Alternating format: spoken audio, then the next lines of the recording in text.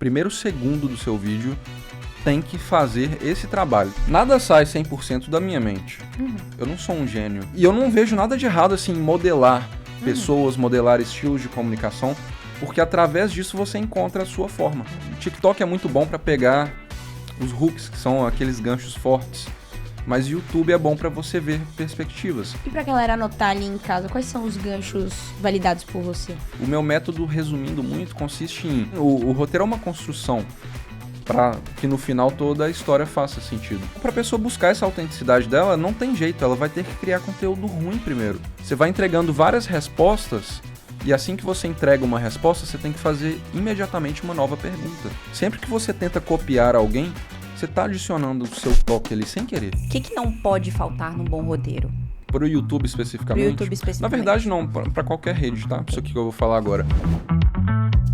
Fala, meus queridos, sejam muito bem-vindos ao KiwiCast, podcast da KiwiFi. Eu sou Carol Vilasnova. Eu sou Bruno Rodrigues. Pra você que ainda não conhece o KiwiCast, é o podcast que traz toda semana pessoas que fazem dinheiro através do marketing digital. E olha só, se você quer aprender a como construir bons conteúdos na internet e crescer sua audiência, então esse episódio aqui é pra você, fica com a gente até o final. Porque o nosso convidado de hoje começou no mercado digital há quase uma década e se tornou uma referência em roteirização, criação de conteúdo, storytelling e copy. Com experiência na área de produção musical, onde ele faturou milhões, ele decidiu dar um novo rumo à sua carreira no digital. Já são mais de 2 milhões de reais faturados em apenas 2 anos e milhares de alunos que aprenderam com ele sobre uma nova profissão chamada comunicador digital. E a gente vai aprender tudo sobre isso aqui também, né, Bruna? Sim, super animada. Com quem? Seja muito bem-vindo. Que rufem os tambores, seja muito bem-vindo, Rodrigo Abraham. E aí, gente, obrigado aí pelo convite. Espero contribuir aí com experiência. Vai ser demais. Vai ser incrível. Inclusive, antes da gente entender essa sua chegada no digital, você tá há um bom tempo nessa área, mas antes disso você tinha aí sua escola de produção musical. Empreender sempre esteve aí nos seus sonhos? Como é que aconteceu? Não, eu queria sair da CLT, essa é a real. Eu ficava pulando de emprego em emprego, assim, no começo da minha vida profissional, e eu não gostava de nenhum deles, então eu achava que eu não gostava era de trabalhar. Mas na verdade eu não gostava era de CLT. E aí, tava aí como recepcionista de uma academia, lá na academia procrastinando, vendo ali o Facebook, não sei se era Facebook, Orkut na época, eu tava vendo alguma rede social, quando aparece assim na minha frente assim, um anúncio, era o Érico Rocha. Pô, você pode faturar na internet aí, em 7 dias, você pode faturar 100 mil reais. Eu falei, porra, eu vou pra cima disso. Peguei todas as minhas economias e comprei lá, foi o primeiro lançamento dele no Brasil. Foi a primeira turma do Fórmula, eu comprei e aí que eu conheci o marketing digital, na tentativa de sair da CLT. Foi isso. Mas até então, você só tinha trabalhado nessa academia como CLT? Não, eu tinha sido vendedor de carros, eu não era CLT, mas eu tinha uma loja de açaí, era comércio, eu odiava quando eu tinha 19 anos por aí. Depois eu fui trabalhar como CLT nessa academia e eu tava odiando, tipo, a vida profissional era uma bosta, eu não gostava. Eu não gostava de nenhum chefe, de nenhum trabalho que me davam, não gostava de fazer nada. Eu achava que eu era um vagabundo, essa é a verdade, mas é que eu não gostava mesmo do trabalho convencional. Eu queria fazer. Achava do padrão? Eu não sentia que tinha propósito nisso. E aí eu queria fazer alguma coisa que me dava vontade de fazer, entendeu? Tipo, já que você vai trabalhar durante muito tempo, né? Grande parte da sua vida vai ser um trabalho, que seja alguma coisa que você está construindo algo de verdade. Era isso que eu queria, eu não sabia nem se era possível, mas foi me apresentada aí essa oportunidade no marketing digital como algo possível. Fui pra cima, fui pra dentro e vi que, assim, até minha família na época falou, isso é golpe, né? Você tá caindo em golpe. Porque era vendido assim, você vai fazer 100 mil reais em 7 dias, é difícil de acreditar. E realmente eu não fiz 100 mil reais em 7 dias, mas eu conheci o marketing digital ali. E aí acabou que não era um golpe. Eu fui aprendendo a fazer a coisa. E aí, depois de alguns anos, eu fiz o meu primeiro 6 em 7, de fato. Legal. Depois de alguns anos, galera? Vamos frisar isso. Boa. Eu fui fazendo um pouquinho, meu primeiro lançamento, eu fiz 4 mil reais. Primeiro lançamento. Trabalhei pra caramba, 3 meses ali e fiz 4 mil. Mas já validou que era possível. Validei. Legal. Eu comecei sozinho, mas aí, assim, antes de fazer o primeiro lançamento, de fato, eu chamei pra trabalhar comigo um sócio, porque eu não... Tinha muita coisa que eu não conseguia fazer sozinho. E aí eu chamei um amigo meu, que sempre a gente estudava junto, e sempre era sempre o melhor trabalho da escola, quando juntava eu e ele, porque a gente era criativo junto. Então eu chamei ele para trabalhar comigo, antes de fazer o primeiro lançamento. A gente trabalhou muito ali, uns 3 meses trabalhando para fazer aquele lançamento na área de produção musical, que era algo que eu gostava, era uma coisa que eu já estava inserido. E aí a gente lançou, né? Achando que ia ficar milionário naquele lançamento. Mas era tipo um curso? Era, assim, era... Como eu já era produtor musical, que era uma coisa do meu interesse desde moleque, desde adolescente, eu já sabia produzir música eletrônica no computador. Então eu falei, se é a única coisa que eu sei fazer, é a única coisa que eu vou ensinar também. Então eu resolvi ensinar outras pessoas a fazerem isso também. Era um curso de produção musical que a gente tinha lançado. Fizemos todo o trabalho de lançamento, 3 ou 4 meses trabalhando ali, a gente lançou. Pô, eu lembro até que, olha a cabeça, velho. A gente abriu o carrinho e foi embora. Tipo assim, não trabalhou no dia de abertura do carrinho. Achava que era só isso. Vamos abrir aqui o produto e vamos deixar os milhões caírem na conta, né? O cara super aprendendo fazendo, né? Total. E aí não caiu milhões na conta, mas caiu 4 mil. E os 4 mil deu pra pagar todas as contas do lançamento e a gente dividiu R$17,50 para cada um. Foi esse o lucro do lançamento. Mas assim, você chegou a, no começo, fazer aquecimento de audiência, as coisas, vocês fizeram nada disso, só... Ah, nada disso. Cara, a gente tem uma audiência aqui, ó, vamos lançar esse produto, pá! Não tinha audiência, é isso. A gente Caraca. foi fazendo a audiência junto do lançamento e aprendendo o tráfego pago tudo ao mesmo tempo. O lead era 15 centavos, era maravilhoso. Fazia lead de 15 centavos e achava caro ainda. Assim, não sabia se era caro, né? Mas, pô, 15 centavos tem uma pessoa Olhando interessada o em mercado mim. de hoje, tempos bons. É. Tempos dourados. E foi isso, fomos aprendendo fazendo. E aí, beleza, esse foi o primeiro lançamento, experiência, deu certo, entre aspas, porque a gente não saiu no prejuízo. O próximo a gente já estava um pouco mais experiente. E aí a gente foi construindo um negócio em torno disso. Que alguns anos mais tarde veio se tornar a maior, tinha outras escolas de música eletrônica no Brasil, veio se tornar a maior, assim, do mercado. Que Porque legal. a gente sempre gostou de qualidade, a gente sempre gostou de fazer as coisas com qualidade, de entregar excelência. Esse é um valor que a gente sempre teve, desde o começo a gente sempre teve. Então, por a gente sempre entregar coisas melhores, de mais qualidade, a gente cresceu muito. E aí, num mercado que hoje eu enxergo assim, hoje eu olho para trás e eu enxergo que não é um mercado muito frutífero, muito lucrativo, a gente conseguiu fazer a proeza de fazer alguns milhões durante os anos aí, e montar uma empresa com funcionários bonitinha, e fazer vários 6 em 7, e prosperar nesse Chegou mercado. a ter quantos funcionários? Eu tinha diretos e indiretos, assim. No fim, a gente estava com uma equipe... Eu acho que... Peraí. É porque eu acho que a gente vai chegar nessa história ainda. Ah, ok. A gente pivotou. Uma hora, a gente parou de ter a escola de música eletrônica e foi para uma startup, que era uma plataforma. Para produtores musicais, para DJs. Ainda no mesmo nicho. Ainda no mesmo nicho. E nesse fim aí, quando teve a startup, a gente estava com uma equipe de 11 desenvolvedores, Caramba. enorme, umas 4 pessoas trabalhando no escritório com a gente, mais alguns sócios. Nossa. Então a gente chegou nisso daí. Só que a história por trás dessa startup eu fiquei tantos anos fazendo a mesma coisa, vídeos para o YouTube sobre música eletrônica. Fiz mais de 800 tutoriais de música eletrônica. Eu fiquei tantos anos que aquilo que no início era uma paixão para mim, ela parou de virar paixão. Começou a se tornar um trabalho chato que eu fazia só porque dava dinheiro para mim. Custeava o meu custo de vida e me dava dinheiro. E aí surgiu de novo aquele incômodo do início, né? De, pô, eu não tô sentindo propósito nisso daqui. Preciso fazer algo diferente. Aí que surgiu a ideia da plataforma. Vamos mudar, vamos fazer alguma coisa diferente. A gente teve essa ideia. Tinha um problema no mercado que era... As músicas, elas não chegavam... As músicas da maioria dos produtores musicais não chegavam aonde elas tinham que chegar. Porque era tudo por WhatsApp. Você fazia uma música... Você era um produtor pequeno, desconhecido. Você fazia uma música boa, você não tinha como chegar no artista grande para divulgar ela para você. Então a gente resolveu esse problema com essa Que plataforma. massa. Né? Caraca. E nessa época, você chegou a ter algum tipo de burnout, coisas nesse sentido de... Que fez você, querendo ou não, sair dessa parte da escola e criar o Abraham? O produto que você tem hoje? Foi exatamente isso.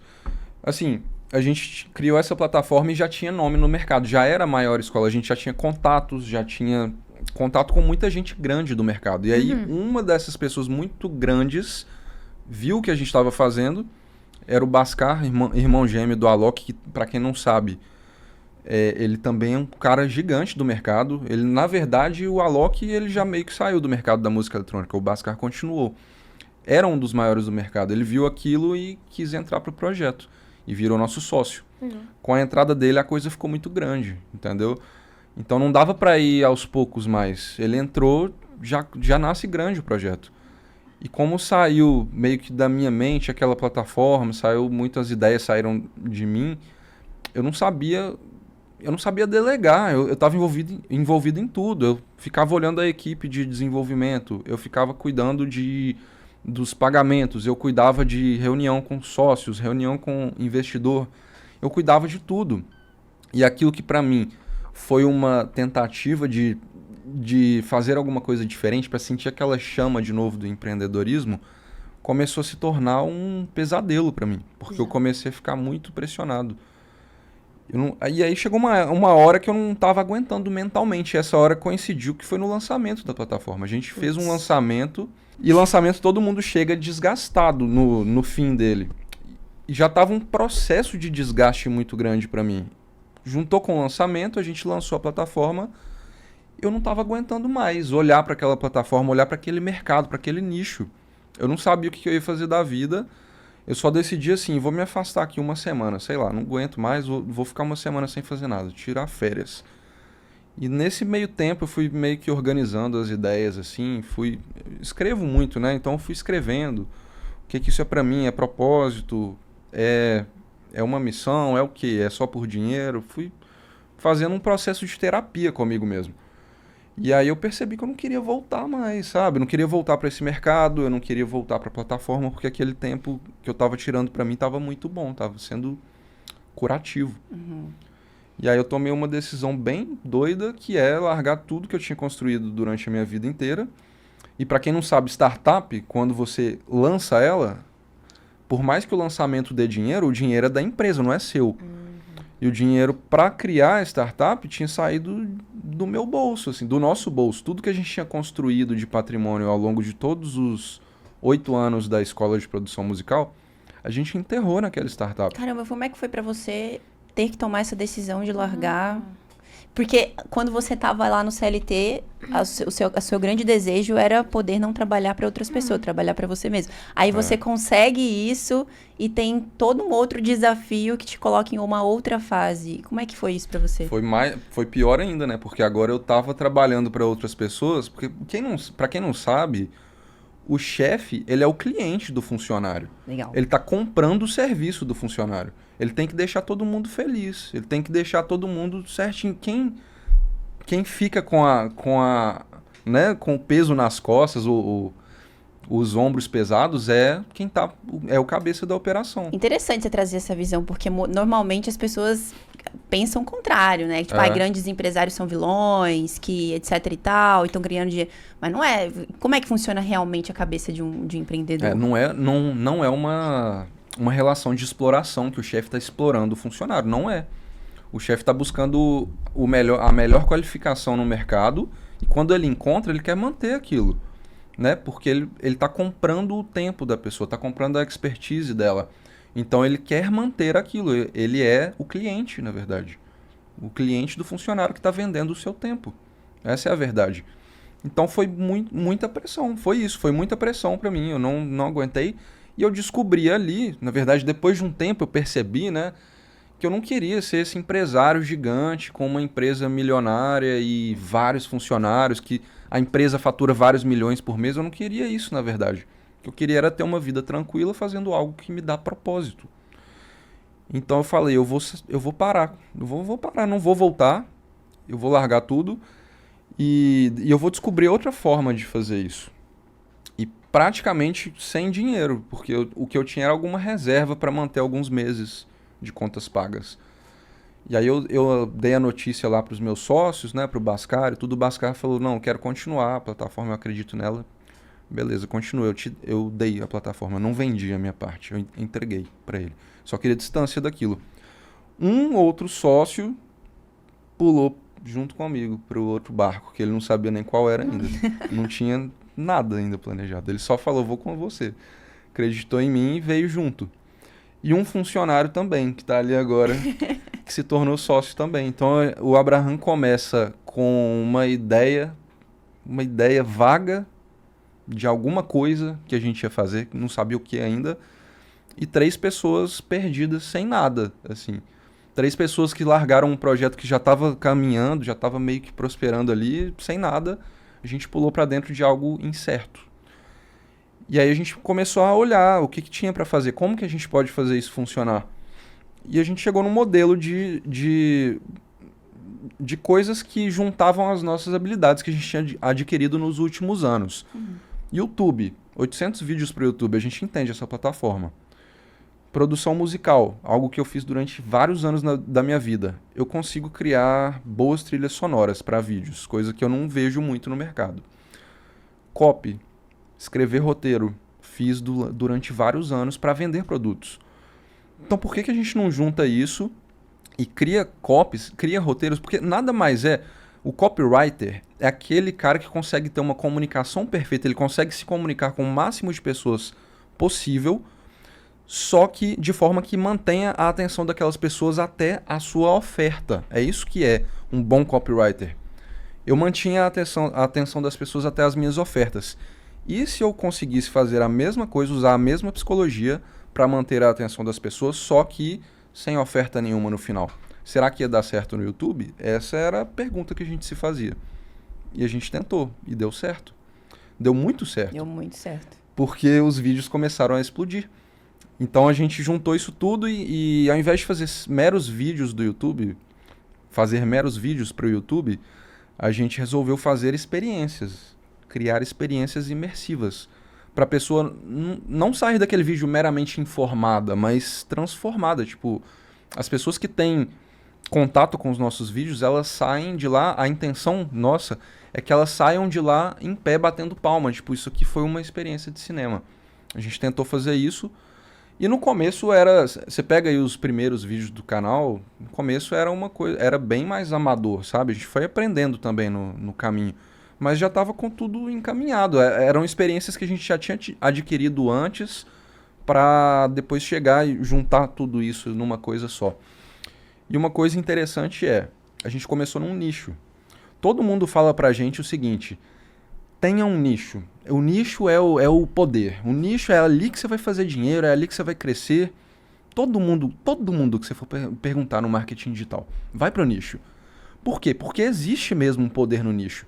Quando você nicha o seu conteúdo, o algoritmo entende muito melhor e muito mais rápido para quem entregar aquele conteúdo. Você consegue vender muito mais porque você gera conexão com as pessoas. Tem um poder no nicho. Só que eu percebi rápido que o nicho ia me matar de novo. Que eu ia cair na mesma coisa que eu caí na primeira vez. Que eu fiz tanto aquilo que eu não tenho nem mais interesse de fazer aquilo. E aí eu tô preso naquilo. Porque o meu público inteiro é público que quer saber sobre aquilo. Então a gente pegou um assunto, um tema que a gente acreditava na época, que era desenvolvimento pessoal masculino. Esse era o nicho. Os primeiros vídeos do canal foram desse jeito.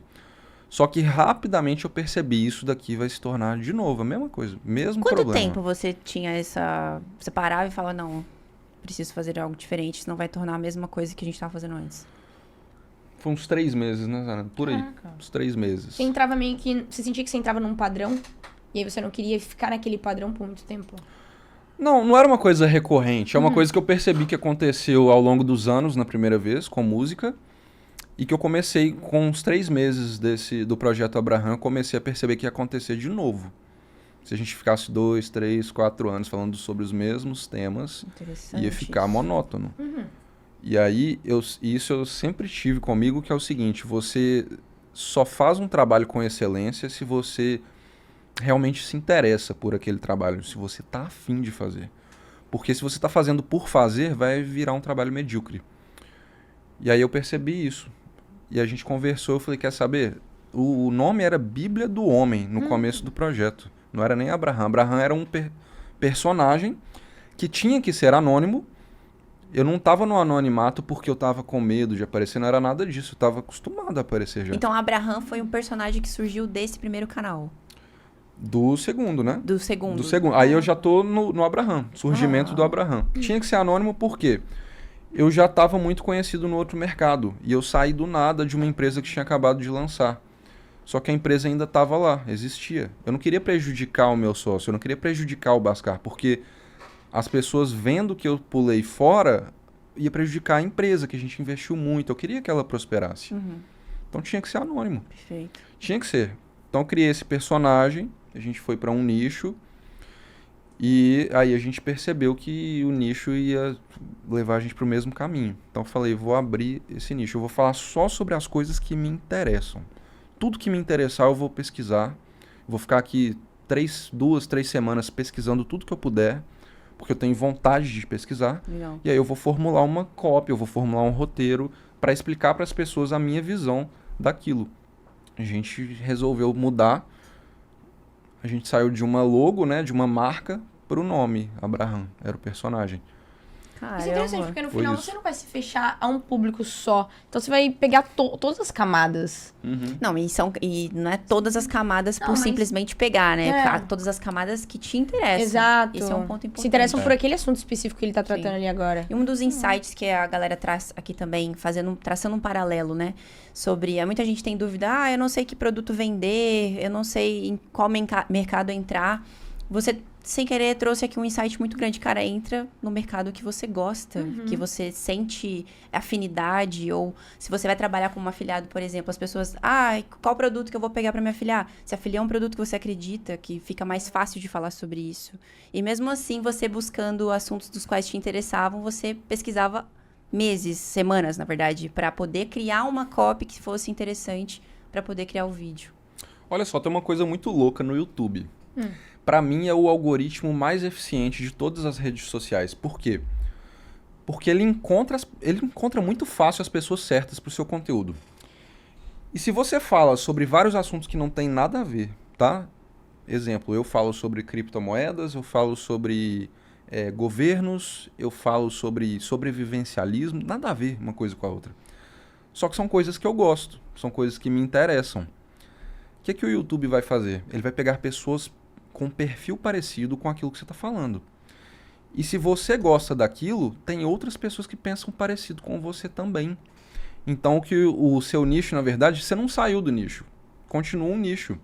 Porque você não está falando sobre assuntos aleatórios porque eles estão no hype. Você está buscando hype, você não vai ter consistência. Você pode até viralizar um vídeo ou outro, mas não vai ter consistência. Como que tem consistência? Você falando sobre o que você gosta. Porque aí o YouTube encontra pessoas que pensam parecido com você pro seu canal. Foi isso que aconteceu. Então ainda existe um nicho. O nicho sou eu, no caso. Legal. Entendeu? Caraca, bizarro. Mas olha só, hoje você ensina sobre criação de conteúdo e construção de audiência.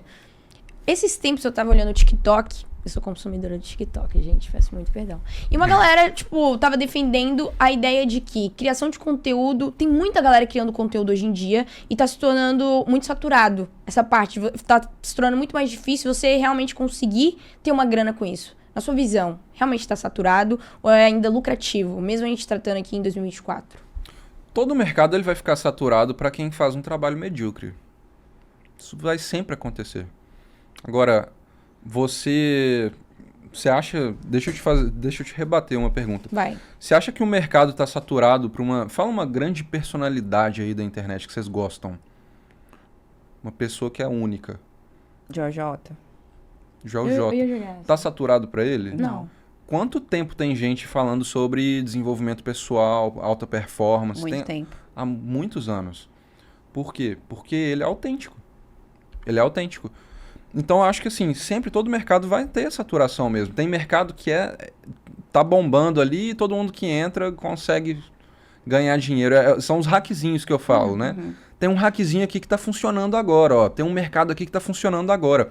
Tem gente que vai surfar essa onda e vai fazer dinheiro. Mas quem que vai perdurar? Quem vai perdurar é quem realmente tá fazendo aquilo porque faz parte dele, da pessoa, da personalidade da pessoa. E a pessoa também conseguir se reinventar, né?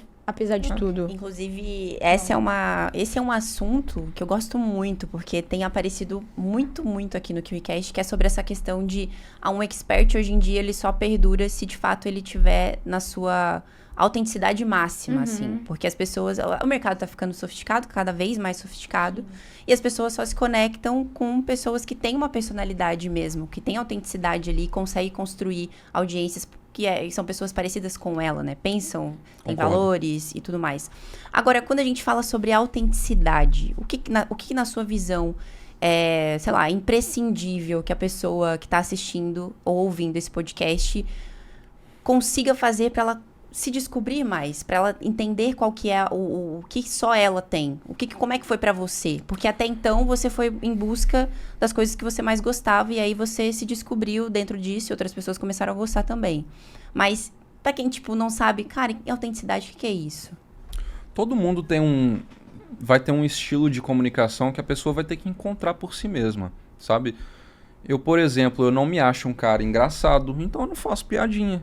Eu não fico tentando forçar a piadinha, sabendo que piadinha é legal pro conteúdo dar certo. Não me acho um cara que vai dar certo fazendo piadinha.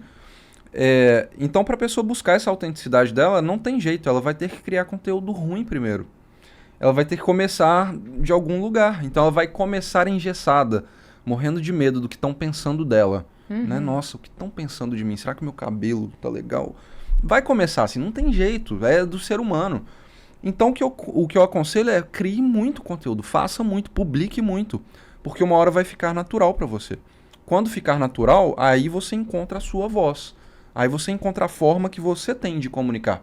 Se você consegue ter uma forma que só você tem de comunicar alguma coisa, que ninguém mais vai poder replicar, não tem inteligência artificial, não tem ninguém que te copie. Você acha que eu estou preocupado com cópia do Abraham? Tem várias que já apareceram. Só que vai ser sempre uma cópia. E vai sempre ter o quê? Você vai no vídeo da pessoa, vai nos comentários, tem lá várias pessoas comentando, olha, parece os vídeos do Abraham. O algoritmo entende o quê? O Abraham é relevante para quem assiste esse conteúdo aqui. E vai sempre levar a mim, porque eu sou o original. Então é isso. E eu não vejo nada de errado assim, em modelar pessoas, modelar estilos de comunicação, porque através disso você encontra a sua forma. Tem algo incrível a respeito do ser humano, que é o seguinte: a gente não tem a capacidade de copiar ninguém idêntico, igual.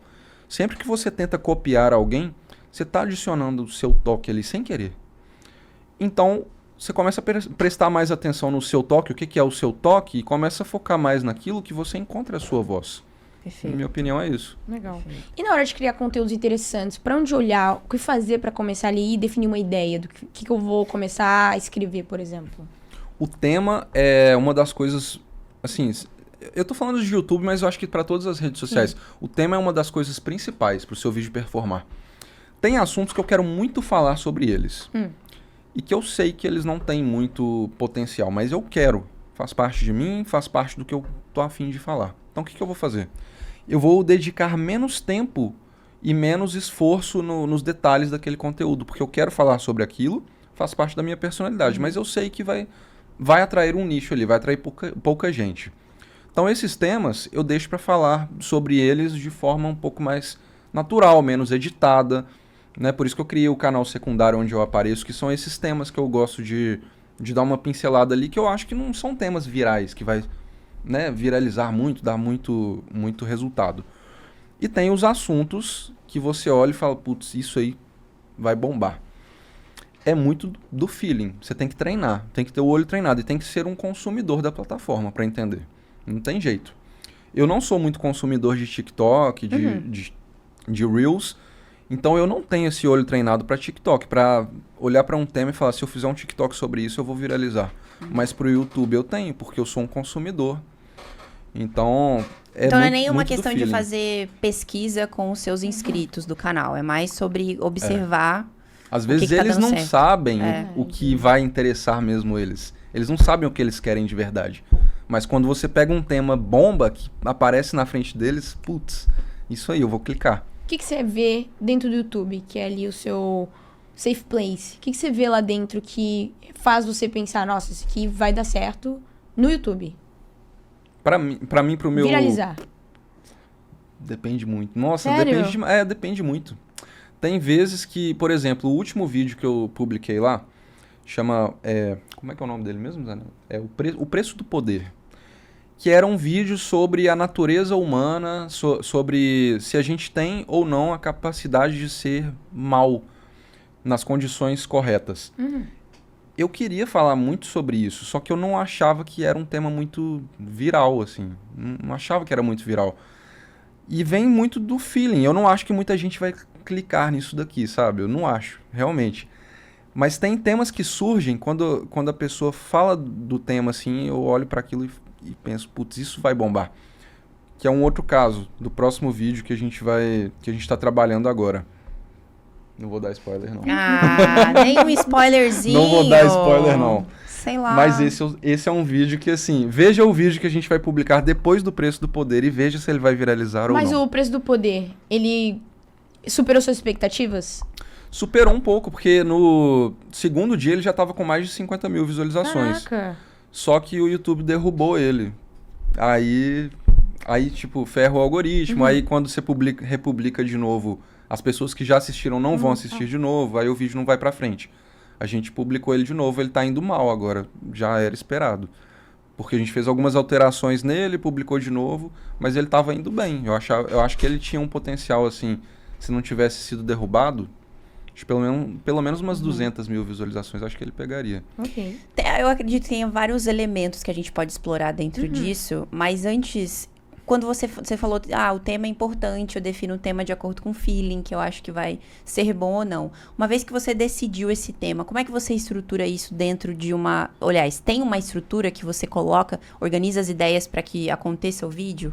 Um Sim. roteiro, o que fazer primeiro, o que fazer no meio? Sim. Nada sai 100% da minha mente. Eu não sou um gênio. Longe disso. Eu tenho um método para apresentar aquelas informações. O meu método, resumindo muito, consiste em... Beleza, escolhi o tema. Eu vou ver o que o pessoal está falando sobre isso. No Brasil, nos Estados Unidos, lá fora. Eu vou consumir tudo. Eu vou passar um tempo consumindo tudo que eu puder, preenchendo a minha mente de perspectivas, de informações. Por que eu não vou direto para pesquisa escrita, de artigos e tudo mais? Porque eu quero ver as pessoas que já pesquisaram os artigos e já tiraram conclusões sobre aquele tema, eu quero ver a perspectiva delas. Então eu consumo vídeos. Às vezes, TikTok é muito bom para pegar os hooks, que são aqueles ganchos fortes, mas YouTube é bom para você ver perspectivas. Então eu consumo tudo que eu posso sobre outras pessoas que já falaram sobre aquilo. E deixo tudo num documento. E eu vou fazendo anotações. Tudo que me interessar, que eu achar que é um ponto de interesse, eu vou anotar aquilo. Legal. No fim, eu saio com um documento todo bagunçado, cheio de anotação aleatória, de vídeos ali, links de vídeos. E aí, a próxima etapa é organizar essas ideias. Agora, o que eu penso sobre esse assunto? Agora eu já pesquisei, já vi várias perspectivas diferentes. O que eu estou pensando sobre isso agora? Então eu vou organizar a estrutura do meu roteiro. Eu quero passar isso. Essa é a ideia central do vídeo. Então, para passar isso, eu tenho que passar por quais assuntos? E eu vou organizando eles em tópicos. Legal. Esses tópicos são como se fossem os capítulos do vídeo. E aí eu vou montando um quebra-cabeças. Olha, eu anotei sobre determinado conteúdo que eu assisti, fiz essa anotação aqui. Essa anotação cabe bem para esse tópico. E vou organizando. Depois eu escrevo o roteiro. Aí vem da minha mente. As palavras que são escritas vêm da minha mente. Todo vídeo você faz dessa forma? Todos. Ou seja, tem um processo ali de construção. Não é simplesmente, vou escrever sobre o tema da guerra. E aí eu ligo a câmera e gravo. Não é sobre isso. Você pesquisa, depois você anota, faz uma revisão do que você anotou e depois você escreve o roteiro. E aí o próprio roteiro vai te puxando mais pesquisa, né? Perfeito. Às vezes você está escrevendo alguma coisa, peraí, será que essa informação aqui está real? Vou lá pesquisar sobre isso. Aí você encontra mais uma informação, vai puxando o fio. É tipo uma investigação que você vai fazendo Não profunda. tem como o vídeo ficar ruim. É verdade. Aí, ó. Tá aí o segredo. O nível de profundidade. É porque assim, o YouTube tem vários jogos dentro do YouTube. O que a gente joga, pelo menos no canal principal de documentários, é o jogo de uma tsunami. Tem várias ondinhas que você pode jogar que te dá um resultado, e tem a tsunami, que chega destruindo tudo. Esse é o jogo que a gente joga lá, que é... Beleza, várias pessoas já falaram sobre esse tema aqui, obviamente é um tema interessante, então eu quero fazer o melhor vídeo do mundo sobre isso, eu quero que não falte nada no meu vídeo, nenhuma informação e nenhuma emoção também, porque não é sobre informação só, tem que gerar emoções. E aí a gente vai fazer essa pesquisa e a própria pesquisa vai... Não importa o tempo que vai levar para o vídeo sair. Se levar 6 meses, eu vou ficar 6 meses pesquisando. E, obviamente, não aconselho, tá? Eu tenho que falar isso. Eu não aconselho ninguém começar no YouTube dessa forma, tá? Isso aqui é porque vem de muita experiência, vem de eu já ter esse feeling, vem de eu já saber se um tema vai dar certo ou não. Então começa devagar, começa de boa, igual todo mundo começa. Porque isso aqui é um jogo mais difícil de ser jogado. Mas é por isso também, a barreira de entrada te traz o sucesso. Quando a barreira de entrada é grande, quando é algo difícil de se fazer, que você tem a capacidade de fazer, então você se destaca mais fácil naquele tipo de trabalho. Legal demais. E como é que você faz pra criar as histórias que gerem, né? Gerem não existe. Que geram conexão ali, identificação com o público. Aí tá uma pergunta agora super genuína. No vídeo que você falou aqui, o preço do poder, que tinha alto potencial de viralizar, como é que você escreveu ele pensando no público, em como ele ia se identificar com aquele vídeo? Eu não penso em como o público vai se identificar. Eu crio os vídeos como se fosse pra mim, sabe? Ok. Eu crio como se fosse... Eu gostaria de assistir esse vídeo aqui. Eu pararia pra ver esse vídeo. É como se fosse pra mim. E você falou de conexão. Tá aí um ponto muito importante. Se você só faz vídeos pra passar informações, rapidamente você pode ser substituído. Porque qualquer um pode passar informações. Agora, quando você coloca a sua perspectiva e coloca no vídeo lá, que essa é a sua visão, é a forma como você enxerga as coisas, as pessoas voltam por você, pela sua visão. E aí, nesse vídeo, inclusive, que eu não achava, na verdade, que ele tinha muito potencial. Ok. Mas, como que eu aproveito esses vídeos? Fazendo essa conexão. Colocando ali que isso faz parte das coisas que eu gosto. É a minha perspectiva. No final, eu fiz aquele vídeo todo, um documentário, praticamente um filme. No final eu passo ali, tem um capítulo que é só a minha visão. E eu mostro, olha, durante toda essa pesquisa que eu fiz, foi essa conclusão aqui que eu cheguei. Eu falo isso no vídeo. E aí as pessoas vão voltar, porque a conclusão é só minha. Ninguém pode copiar aquela conclusão. Se a pessoa gosta da conclusão, ela volta para assistir outros vídeos. Isso é muito real. E a gente tava conversando um pouco sobre isso no almoço, né? Como trazer a sua personalidade é de fato muito importante. E a gente vê que isso é uma dificuldade não só nossa, né? Como hosts aqui. Sim. A gente tá aprendendo também todos os dias a trazer mais a nossa personalidade nas conversas aqui do podcast. Mas, por exemplo, pessoas que iniciam no mercado digital e querem vender já vão com esse pensamento: não, eu quero vender sem aparecer.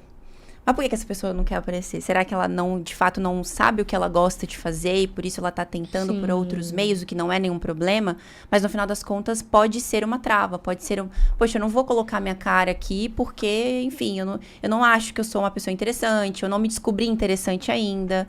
Então, são assuntos que são parecidos nesse sentido, porque também entra na questão de uma pessoa que quer gravar vídeos pro YouTube. Ela tem medo, vergonha, timidez. Ela não vai aparecer, ela vai procurar outros meios para poder prestar serviço dentro do digital justamente por conta disso. Porque talvez ela esteja buscando a própria personalidade, ela esteja nesse caminho ainda e não desenvolveu, não amadureceu o suficiente para estar à frente das câmeras. Para uma pessoa que está nesse estágio, o que você recomenda que funcionou com você? Eu sei que você já trouxe várias coisas práticas aqui, mas, poxa, se você estivesse falando com alguém que está ali nesse momento, com essa dificuldade, o que você diria? Eu acho que é uma ótima forma de começar sem aparecer. Se você tem essa trava, comece sem aparecer. Foi o que eu fiz. O primeiro 1 milhão aí que a gente faturou, ninguém sabia quem era eu por trás do Abraham. E muita gente tem essa trava por vergonha mesmo. Tem vários motivos que são genuínos, que eu, inclusive, compartilho deles para não se expor na internet. Existem motivos. E tem várias formas também de você não se expor. Tem vários criadores de conteúdo que eu consumo que eu não sei quem eles são. Eu só ouço a voz deles no YouTube. No YouTube é um espaço ótimo para se fazer isso. E dá para vender, assim, dá para gerar conexão. desde que você demonstre genuinamente que você não tá ali como um golpista, que você não tá, né? Você não tá ali fazendo mal para as pessoas. As pessoas começam a confiar em você com base no valor que você gera para elas. Se esse valor está sendo gerado sem elas saberem quem você é, não tem problema. Não tem problema. Então, eu diria que a melhor forma para quem tem vergonha é começar só com áudio, sem aparecer mesmo. Ou com um vídeo editado que ilustre aquilo que você está falando. Mas tem gente que faz... Tem até no meu treinamento eu falo que existem vários formatos de vídeo. Tem um deles que eu chamo de formato foda-se. Formato foda-se é o quê? Eu vou falar o que eu penso e aí na tela eu vou deixar um videogame rolando ali, um jogo rolando, alguma coisa, ou então uma tela estática, qualquer coisa, porque o que importa tá aqui. E eu compartilho disso. Por que eu apareço hoje? Porque eu cheguei num nível do business que eu vi que comercialmente seria interessante eu aparecer, as pessoas saberem quem eu sou e tudo mais, mas eu gosto de privacidade. Por mim, eu nem aparecia, assim. E foi toda uma construção, né, Abraham? Não foi da noite pro dia. Foi uma construção, foi muito bem pensado, não foi assim do nada. A gente pensou muito, conversou muito. Será que eu deveria? E sim, e foi uma decisão acertada, foi bom pra gente isso acontecer. Mas dá pra fazer negócios milionários sem você aparecer, sem botar a cara. Dá pra fazer. Trazendo assim pra minha realidade, por exemplo, pra esse meu ambiente, quando eu comecei a gravar o QCast, eu tinha muita vergonha, por exemplo, de ser 100% eu. Tudo bem que hoje em dia eu ainda não sou 100% eu, mas, por exemplo, eu tentava muito ser perfeita em tudo que eu tava tentando fazer e até a forma de eu falar. Isso não era eu, sabe? Eu erro, entende? Tipo assim, eu falo rápido pra caramba e assim, às vezes eu falo umas palavras que nem existem, mas na minha cabeça faz sentido eu falar, aí eu tenho que olhar pra Carol, se não existe, tu me fala. Mas assim, isso já começou a fazer um outro tipo de movimento, sabe? A galera vai lá no meu Instagram e fala, caraca, Bruno, eu amei o seu QCast porque eu amei, me identifiquei com você, eu também falo rápido pra caramba. Tem pessoas que vão odiar eu falar rápido, mas eu também não sei falar tão devagar, entende? Eu posso tentar, mas não vai ser eu, entende? Então, por exemplo, aqui, eu falei aqui um gerem. Eu sei que gerem não existe, eu me corrigi, mas antes eu ia ficar tipo assim, caraca, que bosta. Hoje não é mais assim. E por eu agora entender que eu posso ser eu em alguns momentos, isso vai gerar uma conexão com a galera. Vai falar, caraca, a Bruna não é perfeita, eu também não sou, bora lá! Não é mesmo, Carol? É isso aí. Porque no início do podcast, quando eu gravei também, só que pra mim não era um ambiente confortável, definitivamente.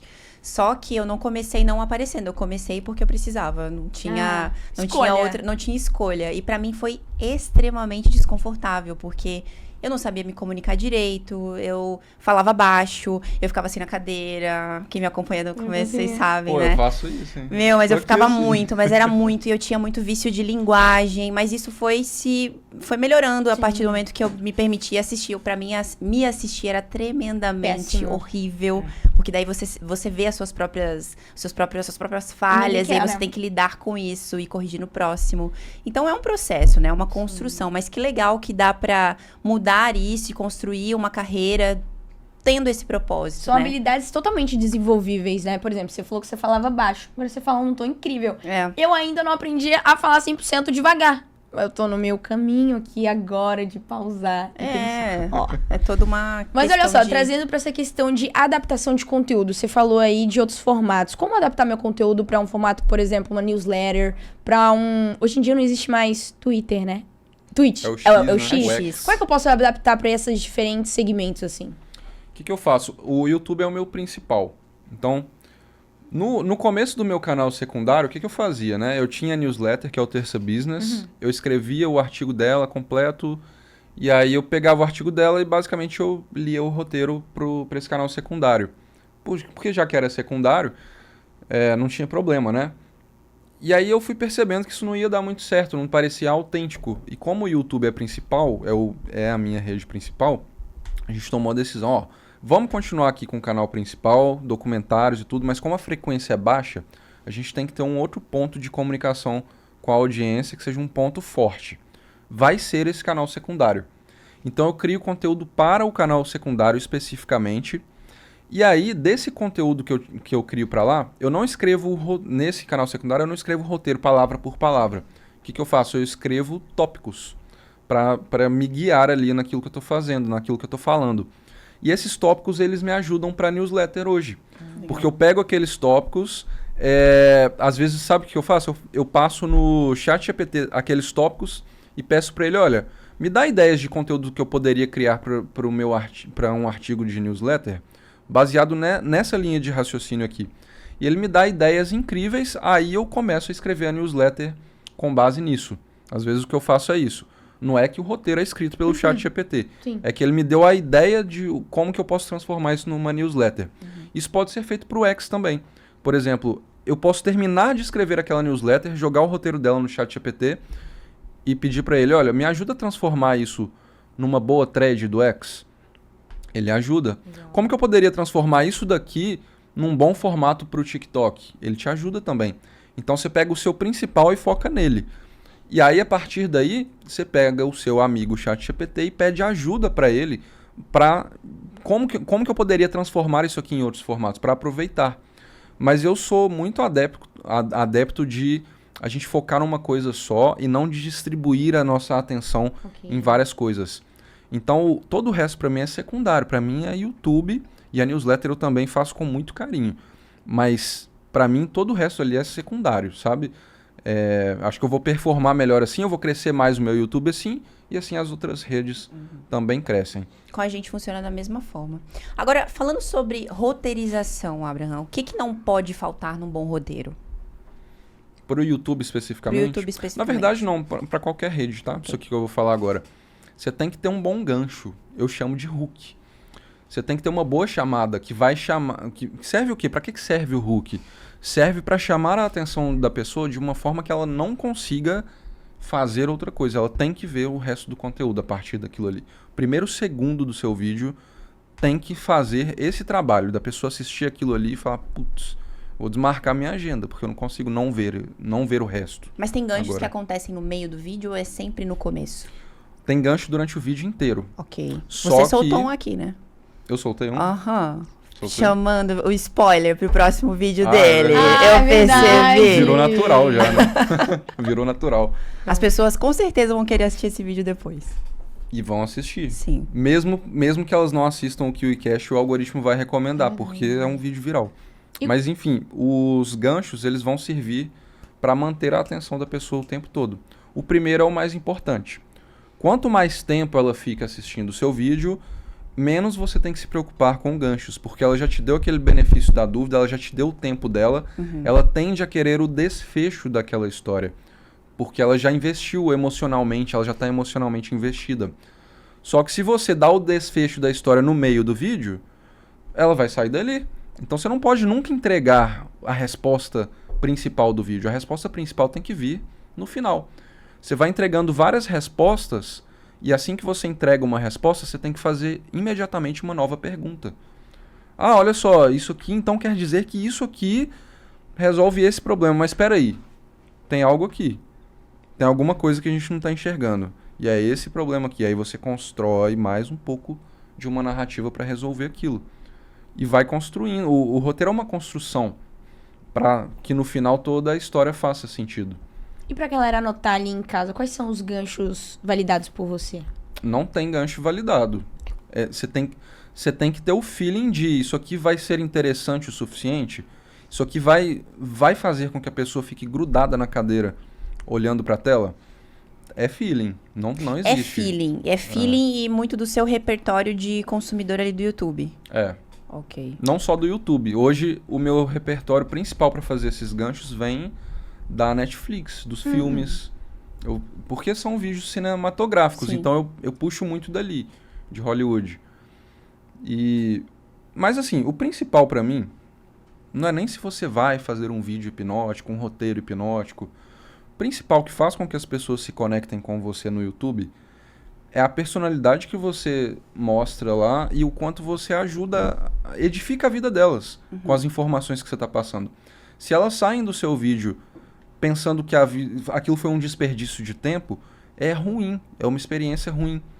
Você tem que fazer com que aquela pessoa saia do seu vídeo bem, sentindo que o tempo dela valeu a pena.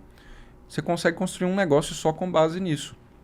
E aí depois vender produtos para a audiência. E não é qualquer produto também. Para vender produtos para a audiência tem que te pedir aquilo. Você tem que começar a sentir. Eu nunca indico para os meus alunos, cria um canal aí, sai vendendo algum produto que você acha que é um bom produto. Não é assim. Você tem que entender o seu público, ver o que o público tá realmente, quais são as dificuldades deles. Então, mas quando você fala entender o seu público, não existe um processo de pesquisa dentro disso? Você pode pesquisar, claro. Às vezes, pelos comentários, você percebe que o público está com interesse em algum tema, assim, está com dificuldade em algum tema. Entendi. Você pode rodar uma pesquisa ali. Eu já fiz isso no próprio YouTube. Olha, sobre esse tema aqui, quais são as suas principais dúvidas? Daquelas dúvidas podem sair o produto.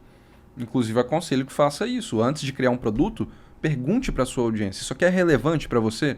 Você gostaria que eu falasse mais sobre isso, fizesse um produto sobre isso? O feedback vem da audiência. Então, não só para criar um produto, mas pode ser insumos para criar um próximo vídeo. Vídeos também, exatamente. Primeiro é construir audiência, isso é o principal. Perfeito. O principal trabalho, que é o mais difícil, mas que para mim tem que ter isso antes de qualquer coisa. Não tem negócio sem audiência, né? Tráfego pago, hoje em dia, você me desculpa, mas tráfego pago tá cada vez... O jogo do tráfego pago é cada vez mais difícil, isso não vai mudar.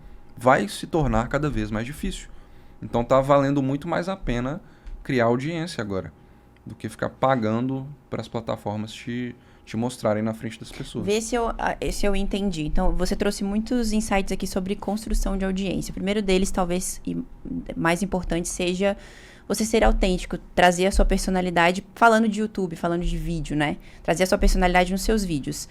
Primeiro, isso, e depois consumir ali o YouTube e entender o que a sua audiência também consome, para que, a partir disso, você crie outros e novos conteúdos e, possivelmente, eventualmente, um produto também. Na sua visão, existem mais outras coisas que façam parte desse processo de construção de audiência? Não, é isso. Para construir audiência é isso. É basicamente, se você falar sobre assuntos só porque eles estão no hype, você pode até viralizar alguns vídeos, mas você não vai construir audiência. Raramente você vai construir audiência. Tem uns caras, tem um cara que eu gosto muito, Gustavo Lázaro. Ele fala sobre qualquer coisa que tá no hype. O conteúdo dele é esse. Só que ele é tão autêntico e ele é tão ele naqueles vídeos que a audiência volta por causa dele.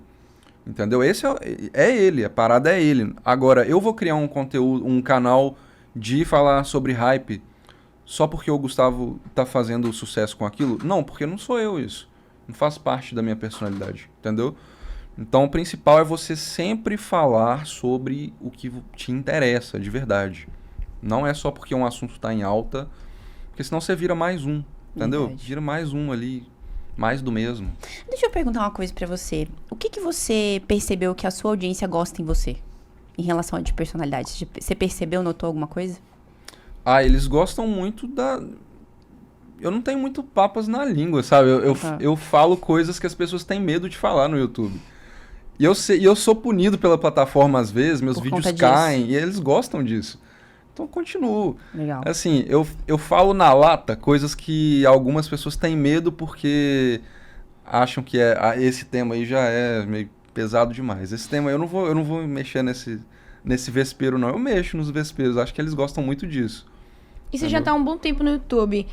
Você já entendeu como é que funciona o algoritmo dele? O que faz ele recomendar os seus vídeos, o que faz ele não recomendar os seus vídeos? Já entendi. Você pode me fazer perguntas mais específicas que eu te respondo todas, mas assim, é porque o algoritmo é uma coisa bem complexa para eu te explicar ele inteiro.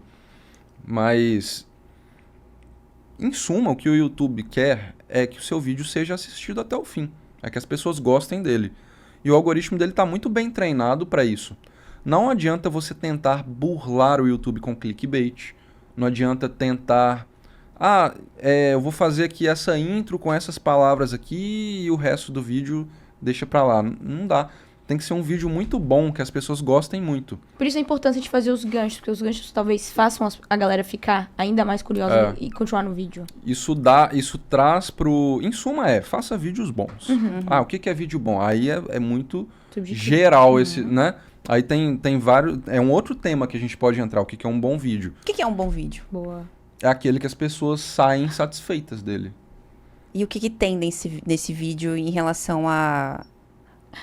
Vamos categorizar. Legal. Tá. O que existe num vídeo bom?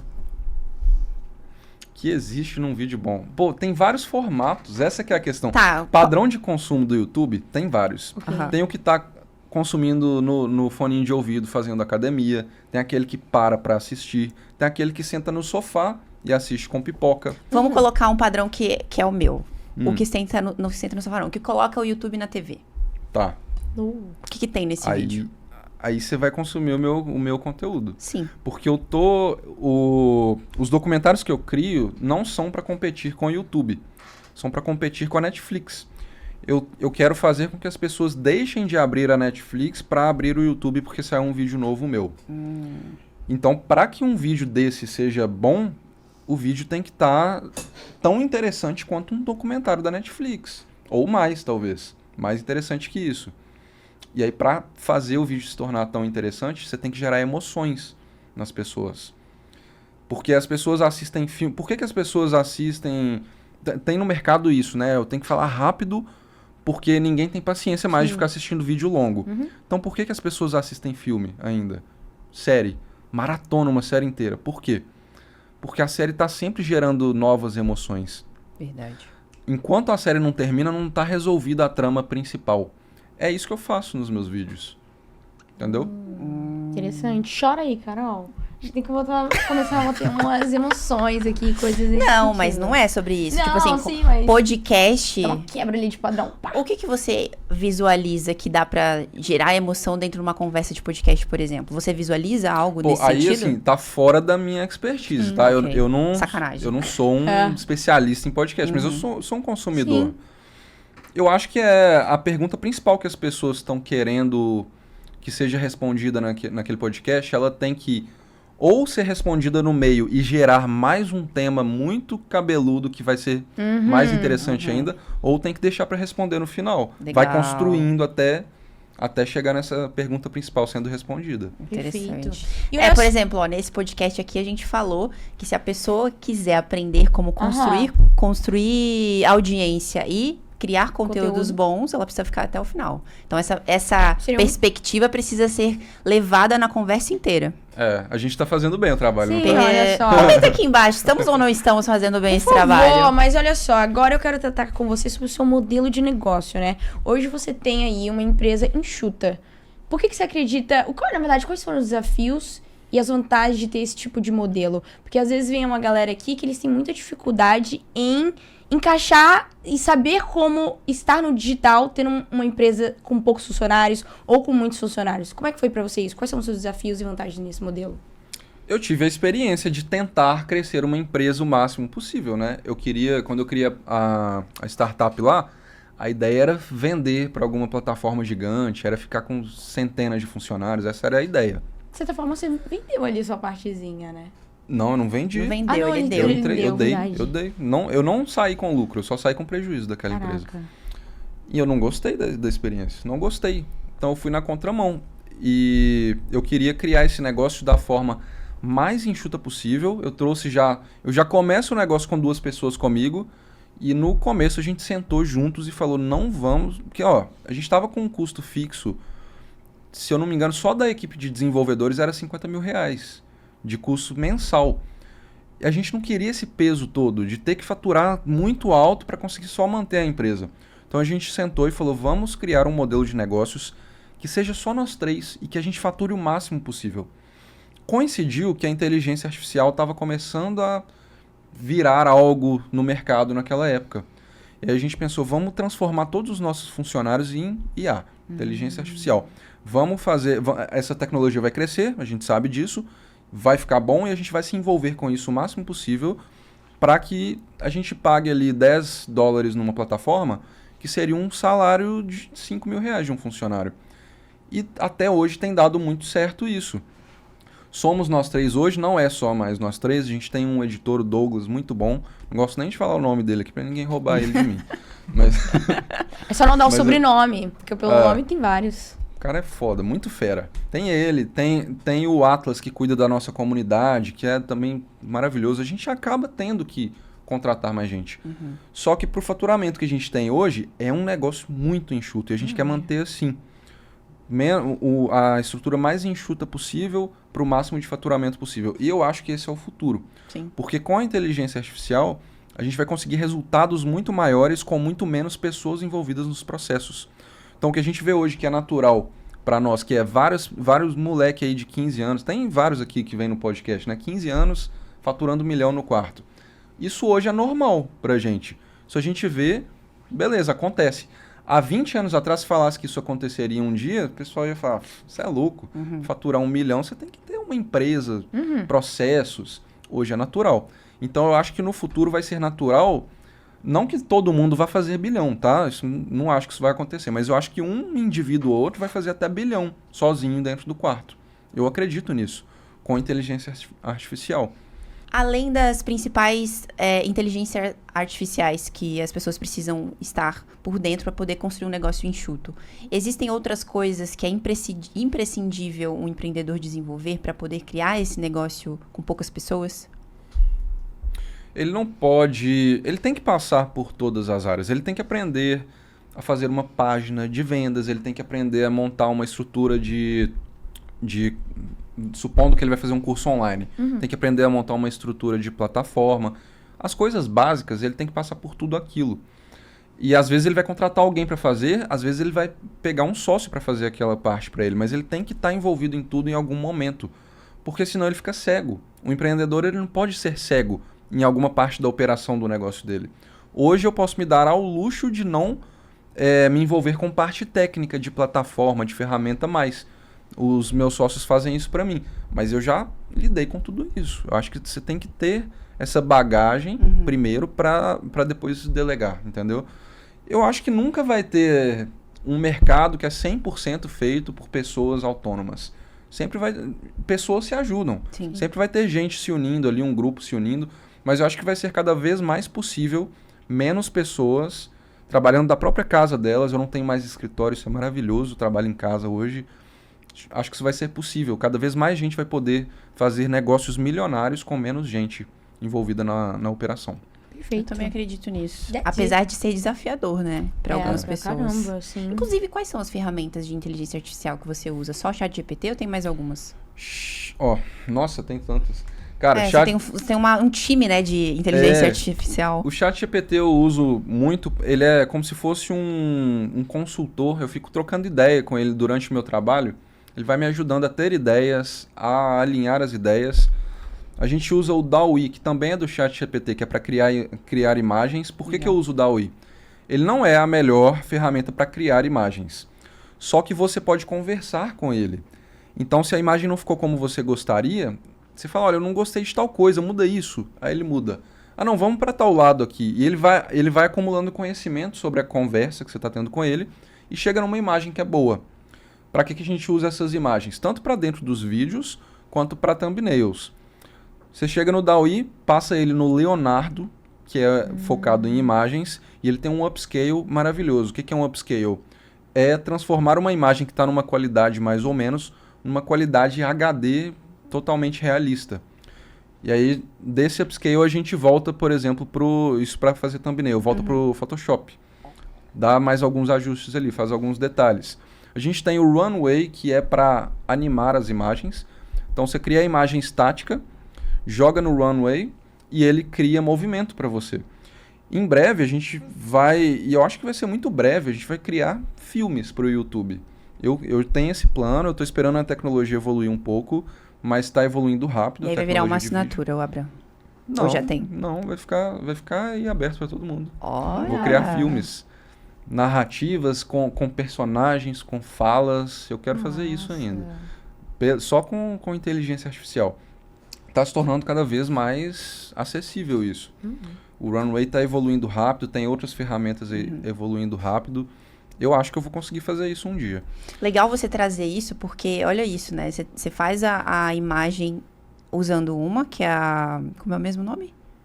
O DALL-E. DALL-E, só que depois você passa no Leonardo para poder melhorar a qualidade do que o DALL-E já tinha feito. Ou seja, não é simplesmente mexer com a inteligência artificial, Não, entende? são vários Não é, assim, processos. é como se que muitas pessoas usam o chat GPT também dessa forma. Se você não é específico no prompt, a resposta é uma bosta. Sim. É. Né? E se você quer criar algo muito, muito bom, que vai realmente trazer a emoção das pessoas ali na hora do vídeo, tem que ser um nível de criticidade perfeito. E de thumb tu entende, porque suas thumbs são muito boas, de fato. A gente entende Real. tanto. A gente criou Cara, um processo ali bem bizarro. legal pra fazer essa E thumb realmente é o 80-20 do É clique muito do vídeo. motivo.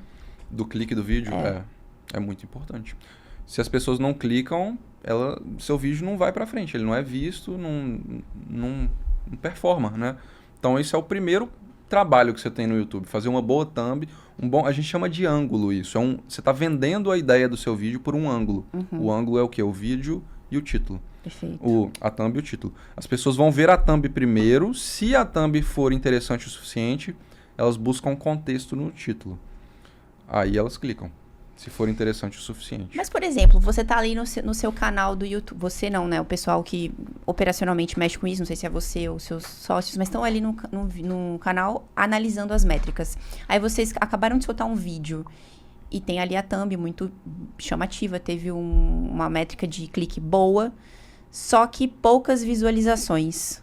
Como é que você interpreta esse dado e o que você faz para melhorar? Se depois de 24 horas o vídeo está muito ruim, tem duas conclusões que a gente pode chegar. Ou a gente vendeu o ângulo muito mal vendido, ou o vídeo ficou ruim mesmo, parte para o próximo. Geralmente essa é a conclusão que a gente chega, parte para o próximo. Legal. Acabou. Se você precisa ficar trocando de título e thumb nas primeiras 24 horas toda hora, é porque provavelmente o vídeo não está muito bom mesmo, sabe? Então no máximo a gente tenta trocar uma vez esse ângulo. Se não funcionar, parte pro próximo. Às vezes funciona. É raro funcionar. Troca de ângulo de título e thumb ou só... Título e thumb. E você faz isso uma vez, é o teste de thumb? Eu faço isso uma vez. Tem um teste AB agora no YouTube. Você tem usado? Eu não gosto muito dele. Eu usei Por quê? porque ele não tá otimizado para cliques. Ele tá otimizado para se a pessoa que clicou ficou tanto tempo no YouTube. Claro que tem um motivo para isso. O YouTube não é burro. Só que eu confio mais em mim, no meu feeling, do que nos dados que o YouTube tá me entregando. Entendeu? Então não tô achando que essa ferramenta tá me ajudando muito, assim, não. Mas com o tempo talvez ela tenha melhorias, né? E aí Acho que vai mude, ter. Acho sim. que vai ter. E aí depois Vai tem outro melhorar. tipo de Mas, por percepção. exemplo, e aí você não tem usado muito isso, mas quando você faz os testes de thumb, como é que você faz? A gente deixa durante umas 24 horas um ângulo ali, paradinho, quietinho, esperando para ver o que vai acontecer. Se tiver muito ruim, a gente pensa em outro ângulo. Mas essas às vezes thumbs- muda só a thumb, às vezes muda só o título. Ah, legal. Entendi. Ou às vezes muda os dois também. Tem isso. Boa! Então agora chegamos no momento aqui, pá! Que a gente gosta muito, chama bate-bola. Chama bate-bola. Vou explicar como é que funciona o nosso Porra, eu sou bate-bola. horrível nisso. Não, você vai você é sair bem, ótimo. vai ser incrível. Eu quero parar pra pensar nessa Não, mas Vamos pode, lá. a gente dá uns 10 segundinhos. Tá Mas, bom. ó, funciona assim. Vou te fazer uma sequência de perguntas, numa velocidade aqui, pra você responder na mesma velocidade com uma palavra ou até mesmo uma frase. Combinado? Na sua velocidade? Não, eu vou falar devagar. Eu vou falar devagar, olha lá. 1, 2, 3, valendo. O que evitar na hora de criar um conteúdo? Putz. Não, Que tudo pressão, bem. velho. Vamos lá, é ruim demais. Vamos lá. O que evitar na hora de criar um conteúdo? Evita criar assuntos só porque eles estão no hype, se você não tem interesse neles.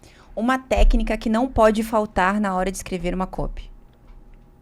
Se colocar no lugar da pessoa que está assistindo do outro lado. Você continuaria assistindo o seu vídeo? Boa. Todo bom roteiro tem... Um bom hook. 3 elementos que todo storytelling precisa ter. Conexão, emoção e mistério. Uma habilidade indispensável para desenvolver como empreendedor. A habilidade de aprender. Uma característica importante que todo bom contador de histórias precisa ter. Putz, difícil essa.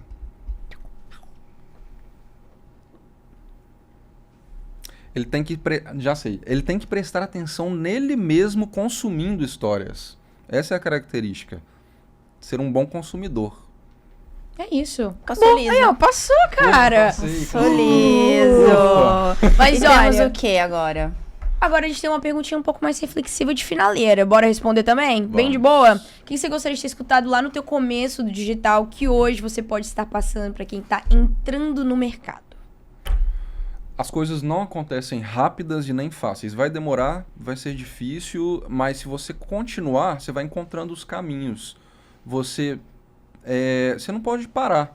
E cada erro que você comete não é uma falha, é um degrau que você está subindo, entendendo para onde não ir, para nunca mais bater naquele erro. E aí uma hora você já errou tanto que chega no caminho reto, que é só aquilo, vai dar certo, não tem como não dar certo. É isso. Perfeito. É isso. E agora temos o quê? Presentinhos. Presentinhos que Wi-Fi pra Pra você, pro você, Pedro pro Pedro que tá que ali tem atrás. Paladar infantil vai gostar muito. Vai gostar muito. Olha Deixa aí, eu ó. ver. Não, tá igual, cara. tem. É ele, olha aí, ó. Gente, Ó, tem agora você tem uma canequinha que Wi-Fi. Olha aí. Com seu rostinho aí, ó. É você. Boa que ele se identificou, que é ele mesmo. Yes! Boa, Lê! Arrasou. Legal. É literalmente pra agradecer sua presença aqui, os Sim. conteúdos compartilhados. Deixa eu ver.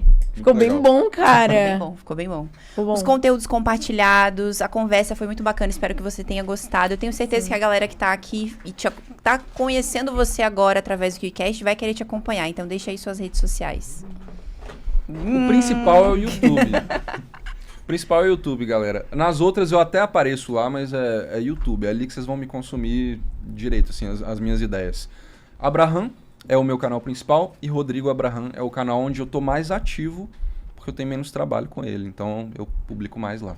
Legal Fechou. demais. Vai aparecer aí na tela pra você não perder, tá bom? E pra quem ficou até o final desse episódio, precisa fazer o quê, Bruninha? Kill Lovers que ficaram aqui Solta até... o gancho. Ó, Kill Lovers que ficaram aqui até o final, que eu já tenho certeza que vocês ficaram. Já deixem aquele super like, comentem aqui os insights valiosos que vocês pegaram com o nosso querido Rodrigo Abraham. Comentaram, então agora se inscreva no nosso canal e ative o sininho, hein? Pra vocês não ficarem de fora de nenhum novo episódio que sair aqui do KiwiCast.